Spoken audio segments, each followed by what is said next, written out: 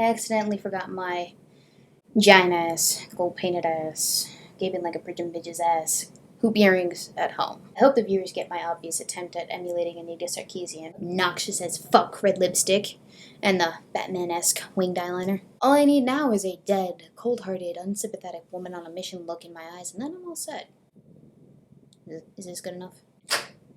Hello everyone, Seagirl Weebo here. There is an epidemic going on, one of epic proportions. The media is taking a minority group of people and race-bending them in droves to fit a narrative. They're washing away a history of adversity, but more importantly, they're washing away a people, a noble people, a people oppressed since before all time, a people fetishized as exotic and wild. It has begun, the blackwashing of redheads. The fuck? That was in the script? I can't say this. Can I? Am I exotic enough to say this? Yeah. I'm Polish. My Slavic people were slaughtered not long ago in the Holocaust. I have oppression points to cash. We're gonna make this fucking video, okay? Okay. Not to mention I'm like 50% red-haired on my mother's side. That is if red hair is her natural color. I don't know. She's had her hair cells fucked with on 2 separate instances. In an alternate comic book universes, where red-headed comic book characters are replaced with darker skin tone black actresses and actors in order to placate a mass of people who usually have an issue with white people when they do the exact same thing to minority peoples. One redhead will rise above. Nope. One redhead will rise above. Nope. One redhead. Nuh-uh. One red. No, he's black now. One redhead will rise above. Nope, not a redhead anymore. Okay, so we gotta talk about the double standard here. The epidemic of diversity hires, and most importantly, the oppression of redheads. So this all started last Wednesday night when I got an email notification telling me that they had cast Starfire in the upcoming Teen Titans live action series. If you know anything about me, this is something to get hyped about, at least in my opinion. Now, I went to go check to see who it had been. It was an actress by the name of Anna Diop? However you say it. Now, who is she, you ask? Well, me too. Which is why, like a good little fanboy, I decided to go looking.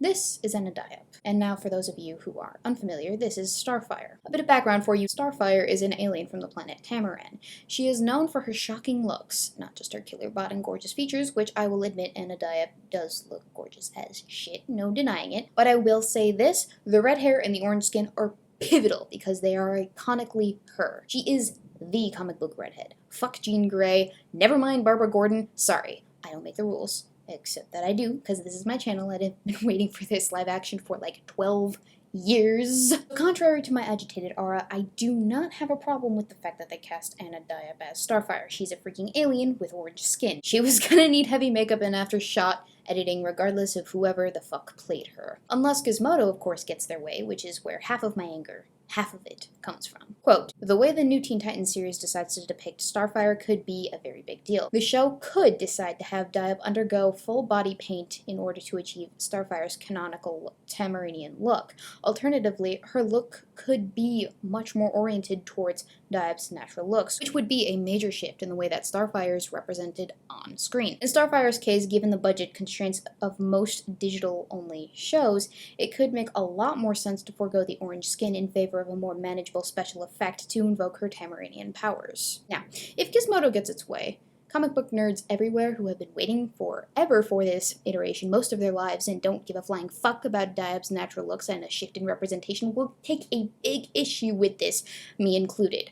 Red hair, orange skin, or there will be angry fanboys. There will be a merch called #Tamaranian Representation Matters. Yes, it's wordy and lengthy, but I don't care. It will occur. I can promise you this. So Gizmodo, you can fuck off with your social justice bullshit. This isn't a game. This is real life. On to bigger things. Do I think that they cast Anna because she was black over her acting skills? I hope to fucking God not. And I'm willing to give them the benefit of the doubt. I don't know what they have in store. As of right now, my anger is reserved for the Gizmodo article and not the actual production itself. However, I would be remiss if I didn't admit that it is highly suspicious of them to cast a black woman as a redhead in current year. I mean, have you been paying attention at all? They've been doing it for a while now. Especially in DC Comics for some reason. Let's see, first it was Iris West from The Flash, played by Candice Patton, then Iris West from the Justice League movie, played by Kiersey Clemons. Neither a redhead. Then we have Shira, aka Hawkgirl, from Flash in the spin-off DC's Legends of Tomorrow, played by the lovely Ciara Renee.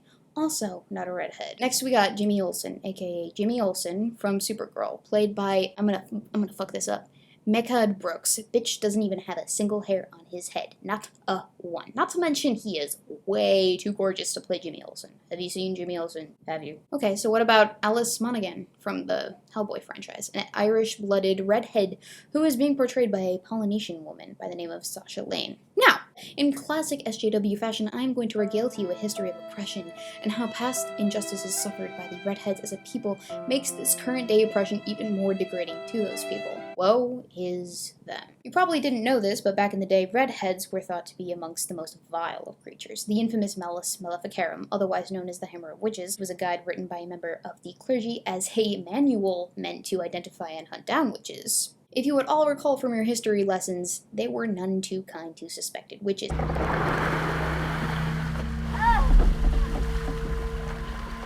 have pled guilty to the practice of witchcraft. Again.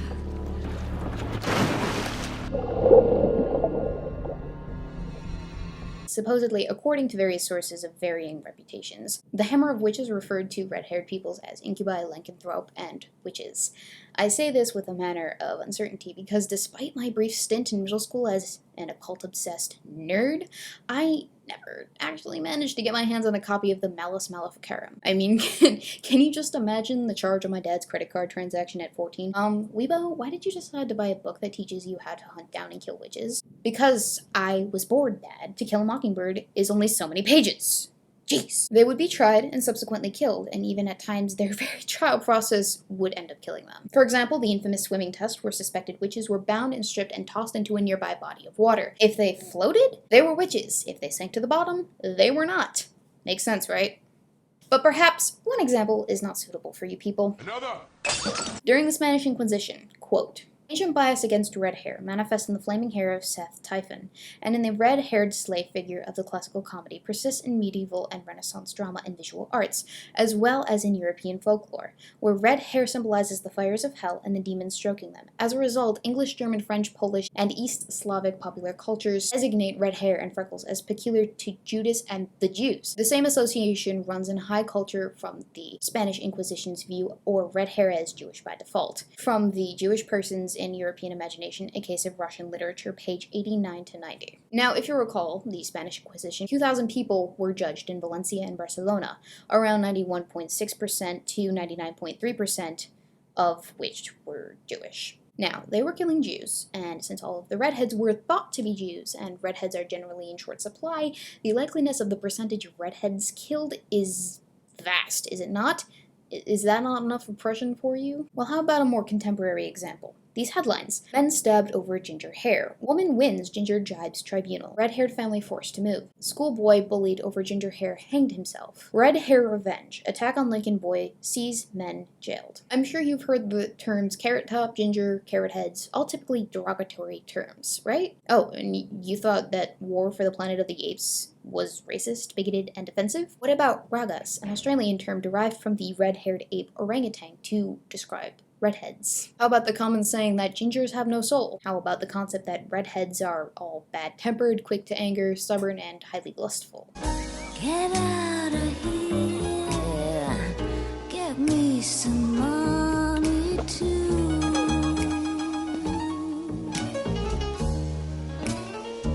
Why don't you do right? And you think scientists are prejudiced against certain races? How about this? There was a study done, a highly inaccurate one, mind you, all documented in a book by the name of Criminal Women, the Prostitute, and the Normal Woman, by Cesar Lombroso, Guglielmo Ferraro. Now, children, let's look at pages 122 and 123 in our textbooks. Quote, hair. The hair of criminals and prostitutes is darker than that of honest women. According to Tarnowski, however, more blondes can be found among prostitutes than thieves, since fair-haired specimens of the former class are more sought after. Moreau, notwithstanding the meagerness of his data, also noted the predominance of blonde and red hair among women offenders against chastity, an observation that accords with my own. Notice the graph here, taken from that very book, states that red-haired women make up 48% of all criminal women and 0% of all normal women. You'll also note that the percentage of criminal women adds up to 141%. No relevance, just thought that was hilarious in my findings. And I could go on and on and on, yada yada yada. More little tidbits of information that prove the continuous oppression felt and bigotry faced by redheads to make you sympathetic to their plight. However, I'm not going to bore you with excruciating details. Let's get on to the question of why do I care? Frankly, I don't give a damn. All of this happened either a long ass time ago, and not by my hands. However, what's happening now is that people seem to have conniption fits whenever a white person, or even a person who looks too white or not ethnic enough, portrays a person of color. I believe the kids are calling it whitewashing these days. How's that for anti-racism?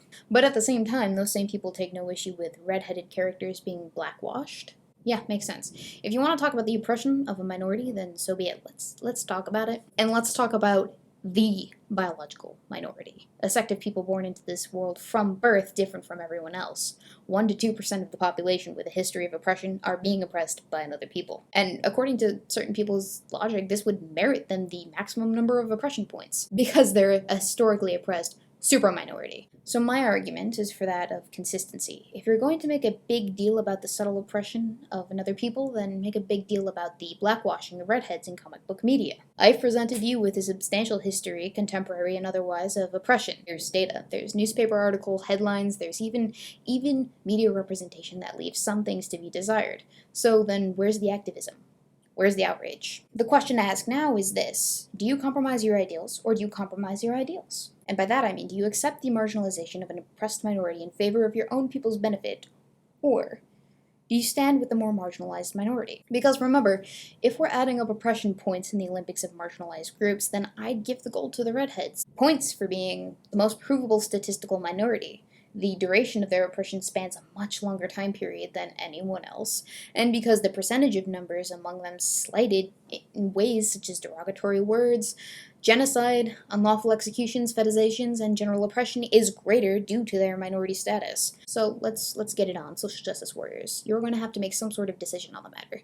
Do you side with the true, more oppressed minority or not? Either way, it's a win for me. I'm just here to give you the facts and offer you an impossible ultimatum on a silver platter. In an alternate comic book universe where everything is backwards.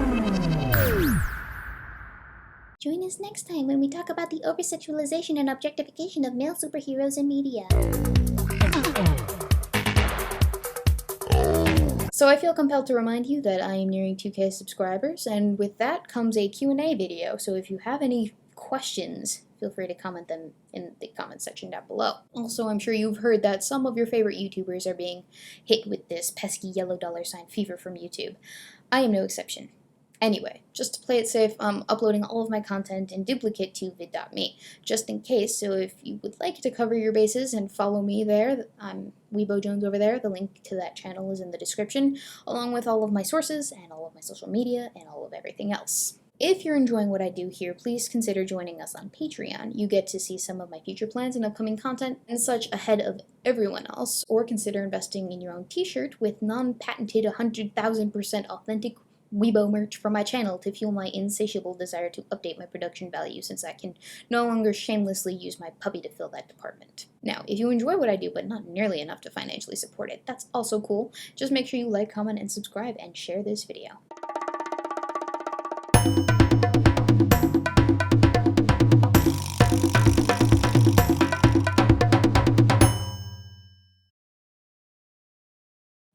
A big